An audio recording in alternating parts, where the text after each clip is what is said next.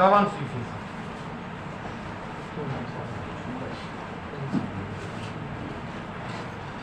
துதி ஆராயில் கேட்டது போல நாம் ஒரே ஆவியில் தியானிப்போம். யோவான் சுவிசேஷம் 6ஆம் அதிகாரம் 35.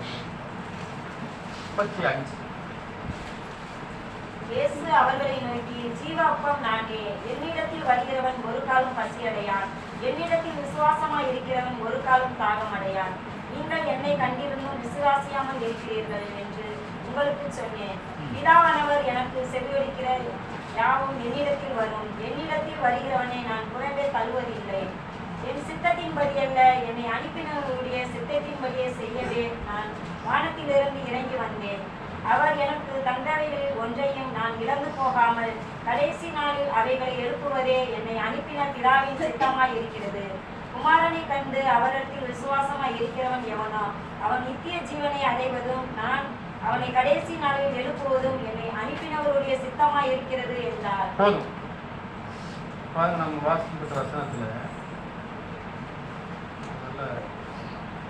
40 என்ன வாசிட்டோம்னா, குமாரனை கண்டு அவரிடத்தில் விசுவாசமா இருக்கிறவன் இவனும் அவன் நித்திய ஜீவனை அடைவதும் நான் அவனை கடைசி நாளில் எழுப்புவதும் என்னை அனுப்பினவருடைய சித்தமாக இருக்கிறது அப்படின்னு வாசிப்போம். அதுக்கு முன்னாடியும் வாசிப்போம். அப்ப இயேசுவை கண்டு அவரை விசுவாசிக்கிறவன், அவரை கண்டுட்டான், இயேசுவை ஒரு மனிதன் அறிஞ்சிருக்கிறான் அப்படின்னு சொன்னா அவரிடத்துல என்ன இருக்குன்னா ஜீவன் இருக்கும். அந்த ஜீவனே மேலோங்கி நிற்கும். அப்படிப்பட்டவளை தான் நான் என்ன செஞ்சேன், கடைசி நாளில் அப்படிப்பட்டவளை தான் நான் எழுப்புவேன். அது பிதாவின் சித்தமா இருக்கிறது. அப்படி குமாரனை கண்ட மனிதன் எப்படி இருப்பான்னு சொன்னா, சகோதரி வாசித்த முதல் வசனத்துல 35 என்ன போட்டுருக்குன்னு சொன்னா, அப்படி கண்டவன் என்ன செய்ய மாட்டான், அந்த உலகத்துல என்ன செய்ய மாட்டான், பசியடைய மாட்டான். என்னிடத்துல விசுவாசமா இருக்க ஒரு காலம் பசி அடையான், ஒரு காலம் தாகம் அடையான் அப்படின்னு சொல்ற. அப்போ என்ன பசி என்ன தாகம், அவன் தான் பசிக்குதே, பசி நேரத்துல பசிக்குது. அவன் உலகத்தை பற்றி பேசுற, அவன் இந்த உலகத்துக்குரிய மகிமையில தாகம் எடுத்து நீ சிக்கிக்கிறவன். உலகத்தினுடைய மகிமையான வாழ்க்கை, உலகத்துல பணம் பகட்டு, உலகத்துக்குரிய கணத்துல எனக்கு இல்லையே அப்படிங்கிறதெல்லாம் அவனுக்கு இருக்காது. எனக்கு இல்லையே, அவங்களுக்கு இருக்கே, அவங்க அப்படி இருக்காங்களே அப்படி இருக்காங்களே, அந்த தாகமே இருக்காதுன்றதுதான் அர்த்தம். அந்த ஸ்திரீட்ட பேசும்போது 4ஆம் அதிகாரத்துல சமாரியா ஸ்திரீட்ட பேசும்போது என்ன சொன்னாரு, அவங்க வாழ்க்கையில எந்த இதுலுமே நிம்மதி இல்லை. இப்போ அவங்கள்ட்டையும் அப்படிதான் சொன்னாரு, ஜீவ தண்ணீர் நான் கொடுக்கும் தண்ணீரை குடிக்கிறவனுக்கு ஒரு காலம் தாகம் உண்டார், ஒரு காலம் தாகம் உண்டார். இந்த உலகத்துக்குரிய காரியத்தை மேன்மையா எண்ணி தேடுகிறவன் திரும்ப திரும்ப திரும்ப விழுந்து விழுந்து விழுந்து விழுந்து அப்படியே தான் கிடக்கும். இந்த உலகத்தை மேன்மையா நினைக்கிற மனிதன் அல்லது சகோதரன் ஒரு சகோதரி அவர்கள் விழுந்து விழுந்து எந்திரிப்பார்கள். ஆனா எந்திரிச்சு நிற்கவே முடியாது.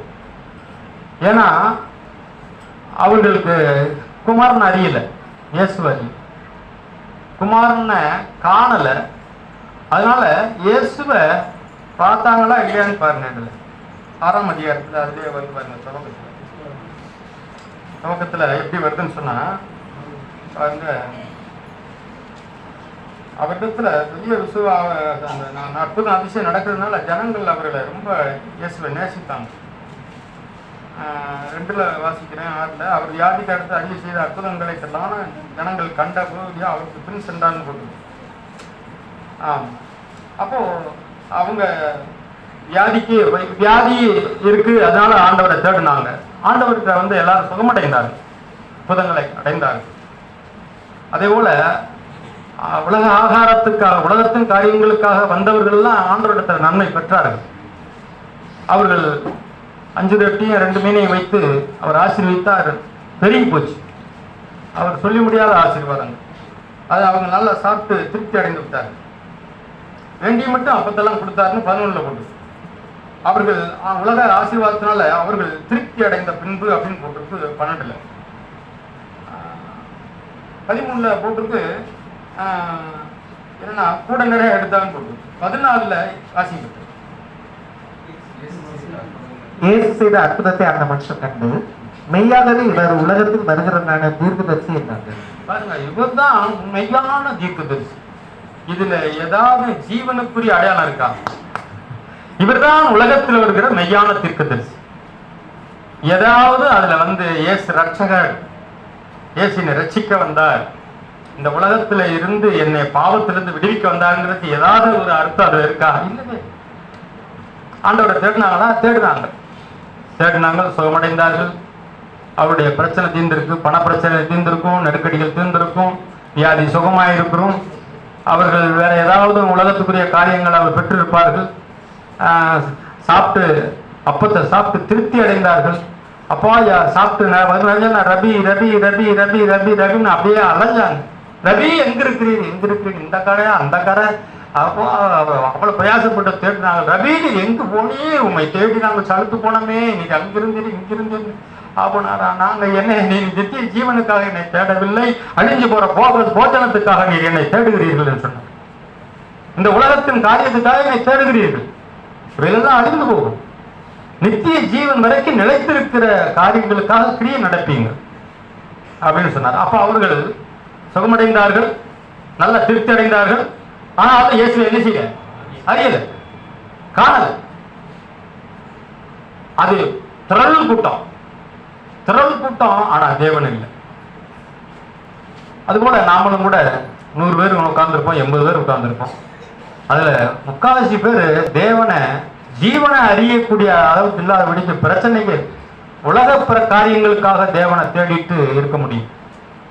அவங்களுக்கு ஏதாவது உலக சோதனையான சூழ்நிலை வரும்போது அவ்வளவுதான், பதற போல் ஓடி. நம்ம அப்படிலாம் இல்லை, நாமெல்லாம் ஆண்டவருக்கு நம்மளை அர்ப்பணிச்சிருக்கிறோம். ஆனா சொன்னது போல நம்ம இப்போ அதுல கனெக்ட் ஆயிருக்குமா? அவருடைய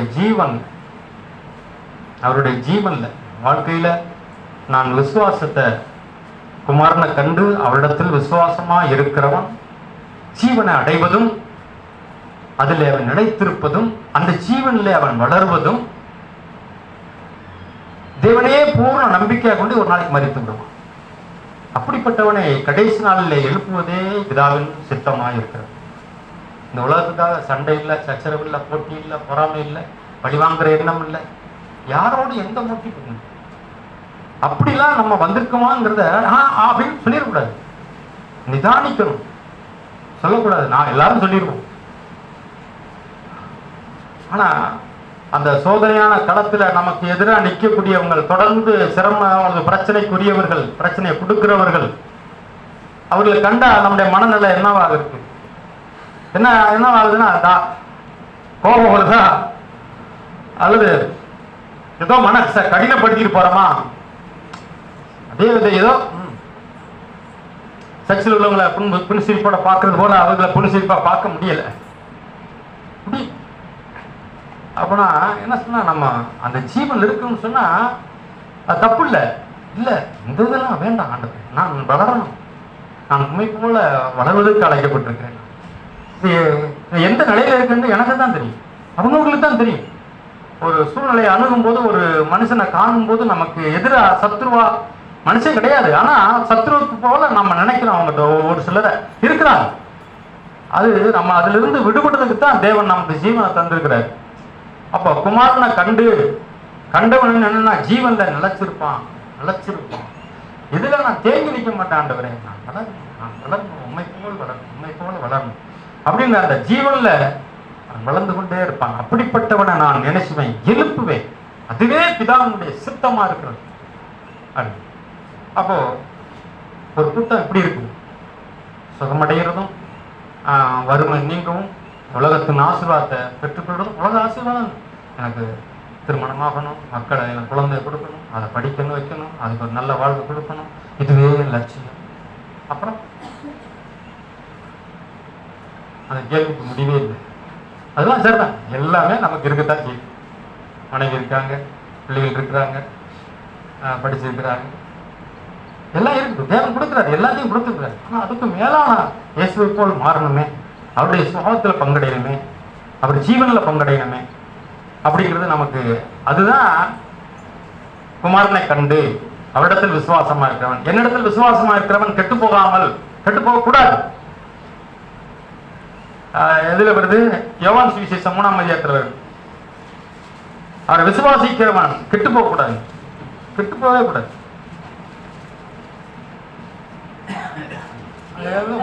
தேவன் தம்முடைய 3:16 தேவன் தம்முடைய ஒரே பேரான குமாரனை விசுவாசிக்கிறவன் எவனோ அவன் கெட்டு போகாமல் நித்திய ஜீவனை அடையும்படிக்கு அவரை தந்தருளி இவ்வளவாய் உலகத்தில் அன்பு கூர்ந்தார். இவ்வளவாய் அன்பு கூர்ந்தார். அவன் கெட்டு, இயேசு கிறிஸ்துவை விசுவாசிக்கிறவன் கெட்டு போக கூடாது, அவரை கண்டவன் கெட்டு போக கூடாது, அவரை அறிந்தவன் கெட்டு போக கூடாது, கெட்டு போகவே கூடாது. இந்த உலகம் கெட்டு போன உலகம். கெட்டு போன உலகத்துல அவருடைய பிள்ளைகள், அவருடைய சீசர்கள் கெட்டு போகவே கூடாது. ஒரு காலம் கெட்டு போக கூடாது. விழுந்தாலும் எந்திரிச்சிடும், பந்து கூட லபக்குன்னு எந்திரிச்சிடும். பந்து கீழே விழுந்து சட்டாரு மேல போய் அடிச்சிடும். அங்கனே ஒரு பந்து அடி டப்புன்னு ரிட்டர்ன் வந்துடும் நம்ம மேல. அது மாதிரிதான் நம்ம எதுல போய் ஏதாவது ஒரு சிக்கிற நிலைமை வந்தா உடனே ரிட்டர்ன், ஆண்டவரே ரட்சியும், ஆண்டவரே காப்பாத்து. அப்படிப்பட்டவங்களை தேவன் கைவிடவே மாட்டார். பாருங்க, யோவான் சொல்றாரு, நானும் இவரை அறியாதிருந்தேன். யோவான் சொல்றாருல இயேசுவே, நானும் இவரை என்ன செய்யேன்? அறியாதிருந்தேன். பாருங்க, பிதாவுன்னு அழைக்க பிதா இயேசு கிறிஸ்துக்கு வழியை உருவாக்க வந்தவர் கர்த்தர் யாரு? யோவான். ஆனா அப்படி இருந்தும் என்ன செய்யல, அவர் காண முடியல. இயேசு பாக்குறாரு, உலகத்தின் சுமந்திர தேவாலயம் என்ன சொல்றாரு? நானும் இவரை அறியாதிருந்தேன், நான் இவரை கண்டு போட்டிருக்கு. 1 யோவான் இல்ல, 1ஆம் சுவிசேஷம், 1 சுவிசேஷம்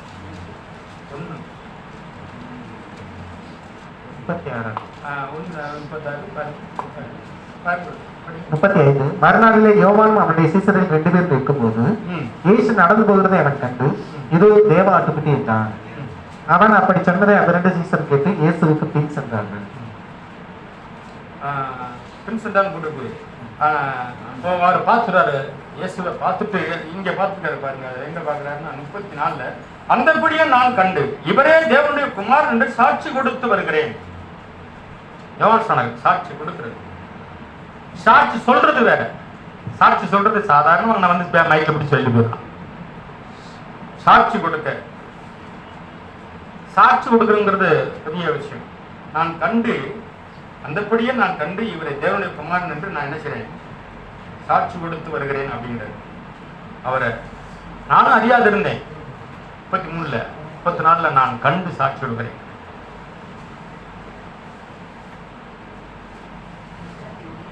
அப்ப அது போலதான் நாம் கண்டிருந்தோம்னா அவரை நாம் அறிந்திருக்கிறோம், அவர் எனக்குள்ள இருக்கிறார் அப்படின்னா என் வாழ்க்கையில வந்து என்ன சொன்னா, கிறிஸ்து என்னை விட்டு பிரிக்கவே முடியாது.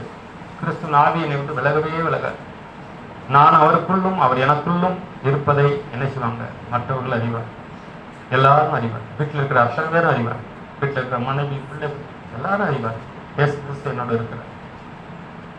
பெரிய சவால். தேவன் என்னோடு இருக்கிறார், இயேசு என்னோடு இருக்கிறார். எவ்வளவு பிரச்சனை இருந்தாலும் பிரச்சனை மத்தியில் இயேசு என்னோடு இருக்கிறார்.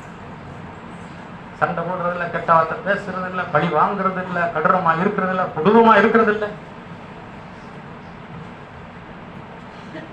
அதுதான் நம்ம அதுக்கு தான் அழைக்கப்பட்டிருக்கோம். அப்போ ஆண்டவரை கண்ட மனிதர்கள்லாம் என்ன செய்யறாங்கன்னா மாறிவிட்டாங்க, முழுவதும் மாறிவிட்டாங்க. யாருன்னு கேட்டா சொல்றாரு, நீர் ஜீவனுள்ள தேவனுடைய குமாரனாகிய கிறிஸ்து. எப்படி அறிவாய், எப்படி அறிவாய்? மாம்சம் ரத்தம் உனக்கு வெளிப்படுத்துறது. இது பெரிய நமக்கு பெரிய அழைப்பு. இந்த உலகத்துல யாருக்குமே இந்த அழைப்பு, பெரிய மனுஷங்களுக்கு அழைப்பு இல்லை. எவ்வளவோ பயங்கரமான பெரிய பெயர் பெற்ற மகிமை நிறைந்த உலக மனிதர்கள் ஏராளம் இருக்கிறார். அவர்களுக்கு இந்த அழைப்பே அற்பமான மனிதனா, நமக்கு அற்பமான மனுஷனா தேவன் அற்பமானவர்களை தெரிந்து கொண்டார். கனமானவர்களை கனவீனப்படுத்தும்படி பலகீனங்களை தெரிந்து கொண்டார். உள்ளவனை அபயமாக்கும்படி இல்லாதவனை தெரிந்து கொண்டார். எவ்வளவு தேவன் நமக்கு இது உதவி செய்வார். நம்மளை அழைத்தவர் உண்மை இல்லவர், நம்மளை அழைத்தவர் அவர் உண்மை இல்லவர். நாம் அநேக விஷயங்கள்ல உண்மை இல்லாம தவறி இருக்கிறோம். நீங்க உதாரணத்துக்கு நம்ம சகரியா பொண்ணு என்பது இருக்கிறார். எந்த விதத்துல அந்த சகோதரர்களை, அவங்க குடும்பங்களை, அவருடைய ஊழியங்களை எந்த விதத்துல குறை சொல்ல முடியும்? அவர் உண்மை உள்ளவரா இருக்கிறார். தேவன் அழைத்தவர் தேவன் எப்படி இருக்கிறாரு? உண்மையில தான் இருக்கார், பட்சவாதமே கிடையாது. அதனால இந்த கடைசி நாட்கள்ல தேவன் அவரை அறிகிற அந்த ஜீவன்ல இந்த சகோதரர் சொன்னால கனெக்ட் நாம் தெரியல. இல்ல இப்ப இங்கிலீஷ்கார பேசுறதோட நம்மளுக்கு கனெக்ட் பேச தெரியும். எப்பொழுதும் ஆண்டவரோட இருக்கிறாங்க தொடர் இந்த உறவு, எப்பொழுதும் அந்த உறவுல இருக்கிறோம். அப்படி உறவுல இருக்கிற மனுஷனுக்கு இந்த உலகம் தாகம் எடுக்கவே செய்யாது. ஒரு சூழ்நிலை கடுமையான ஒரு சூழ்நிலை, ஆவிக்குரியவங்களும் வஞ்சிக்கப்படுறாங்களே. எத்தனை பேர் பணத்தை இழந்திருக்கிறாங்க. 50 நேரம் கொடுத்தா என்ன இன்னும் 50 நேரம் எக்ஸ்ட்ரா வரும். ஒரு ஆவிக்குரிய மனுஷன் அப்படிலாம் போய் சிக்கவே எந்த ஒரு பொருளாசை ஆவிக்குரியவா இருந்தாலும் பொருளாசைக்காரங்க போய் சிக்குவாங்க. ஏமாத்துறது, பணத்தை கொடுத்து இத்தனை அப்படி ரெட்டிப்பு ட்ரிபிள் இப்படிலாம் போய் சிக்கிறனால பொருளாசைக்காரங்க போய் சிக்குவாங்க. தவிர ஆவிக்குரியவங்க சிக்கத்தாங்க. ஆவிக்குரியவனா தேவனோட கனெக்டானவர்கள் சிக்க மாட்டாங்க, தேவனோட நல்லுறவுல இருக்கவங்க சிக்க மாட்டாங்க. ஒரு காரியத்துக்கு என்கிட்ட கேட்டாரு பையன், உங்களுடைய ஆதாரத்தை கொடுங்க, உங்களோட பேங்க் கார்டை கொடுங்க. எதுக்கு அப்படின்னாரு. இல்லப்பா அப்படின்னாரு. ஏதோ ஒரு குழுமால் நடக்க போகுது அப்படின்னாரு. எனக்கு அப்படி வரும் இப்படி வரும். இந்த வேலையில இங்க வச்சுக்கிறாரு. நீ வேலை உன் வேலையை நீ பார்த்து, தப்புன்னு சொன்னா நீ போகக்கூடாதுன்னு நான் உன்னை தடை பண்றேன், வேண்டாம். ஆனா நீ இதெல்லாம் நேர்மை நீதி உண்மைன்னு சொல்ற. ஆனா எனக்கு அதுல எந்த ஈடுபாடும் வேண்டாம். எனக்கு ஆதார் அட்டை தரப்புன்னா தர முடியாது. எந்த தாளும் தரமாட்டேன். ஏன்னா உன்னை நம்ப எதுக்கு நான் கொடுக்கணும்? உனக்கு எதுக்கு கொடுக்கணும்? ஆதார் அட்டை எதுக்கு கொடுக்கணும்? நான் பேங்க் கார்டு எதுக்கு கொடுக்கணும்? என்னது கொடுக்கணும்? நான் ஒரு இயேசுவின் நாமத்தை நான் சுமக்கிறேன். நீ கொண்டு எங்க சிக்கல் மாட்டிவிடு. அப்ப அம்மா அதை கொடுங்க. அப்ப நான் அம்மா வேற நான் வேலையாக்கணும் வேண்டாம். இருக்கிறதுனால போதும். இந்த கொடுத்த இந்த இயேசு கிறிஸ்து எனக்கு இருக்கிறது இது போதும். அவர் கொடுத்தா நான் பெற்றுக்கொள்றேன். ஆனா கொடுக்காதபடிக்கு குறுக்கு வழியில எதையும் நான் நாடி என்ன அடையிறது அவசியமே தேவையில்லை. பணத்தை பெற்றுக்கிறவங்க கணத்தை பெற்றுக்கலாம் நினைக்கிறாங்களா, வாழ்றாங்களா, அது வாழ வச்சதா, இல்ல அவங்க சந்ததியை வாழ வச்சதா, இல்ல ஜீவன்ல பங்கடை வச்சதா? இல்ல. சபையிலிருந்து மோசம் போக முடியும்.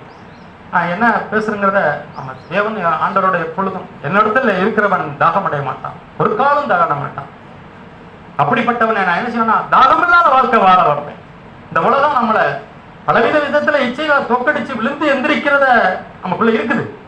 ஆனா எது மனப்பூர்வமா போய் உன்னை போய் அநீதியில போய் சம்மந்தப்பட மாட்டோம். அநீதியில போய் இப்படி வருது அப்படி வருது அப்படி வருது, லோன்ல இப்படி வருது, அவர் இப்படி சொன்னாரு அப்படி சொன்னாரு அப்படிலாம் போய் சிக்கிற மாட்டோம். தேவ தூஷணத்துக்கு போய் சிக்கிறவன் தேவையானதான் தான் வரட்டும். கவர்மெண்ட் சட்டப்படி கொடுத்தா வரட்டும். இல்லாம இல்லாதது பொல்லாதது எல்லாம் நடிச்சு அதெல்லாம் ஒண்ணும் தேவையே. மேலானதை நான் இழக்க தயார். அதனால அவர் குமாரனிடத்துல குமாரனை கண்டு அவரிடத்தில் விசுவாசமா இருக்கிறவனை என்ன செய்வான்? நித்திய ஜீவன் அடைவான். அப்படிப்பட்டவனை கடைசி நாள் எழுப்புவது பிதாவுடைய சித்தமா இருக்குது. அதனால இந்த வார்த்தையை தேவன் நம்மளை ஆசிரியப்பாராக. பணம் சாப்பாடு அதுன்னு சொல்லி உலக தீர்க்கதரிசி நீங்க தான் எனக்கு ராஜாவா இருக்கணும், எனக்கு இப்படிப்பட்டவெல்லாம் கிட்டி கூட வரமாட்டாரு. உலகத்தை மேன்மையை எண்ணி ஆண்டவரே நீங்க என் கூட இருக்கணும்னு சொன்னா வரமாட்டார். வந்தாரா? வரல.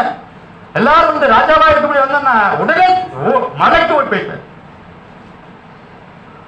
யாரோடு இருந்தாருன்னா நித்திய ஜீவனை உண்மை போல் மாறணும். ஆண்டவர் நீ கொடுத்த அந்த ஜீவன்ல நான் பங்கடையும். ஆண்டவரே உண்மை போல நான் மாறணும். ஆண்டவரே எனக்கு துக்கமா இருக்கு, நான் விழுந்ததுக்கு துக்கம் இல்லை. உண்மை போல் மாறாத, உண்மை போல் பேச முடியாதபடிக்கு உண்மை போல ஆண்டவரே ஒரு கிருபை நடந்த வார்த்தை நடத்துற இல்லை, அதுக்காக துக்கப்பட்டு இப்படி போகும்போது தேவன் நினைச்சு நான் மேன்மையானது கொடுக்குறேன். தேவன் நம்மை ஆசிரியர்.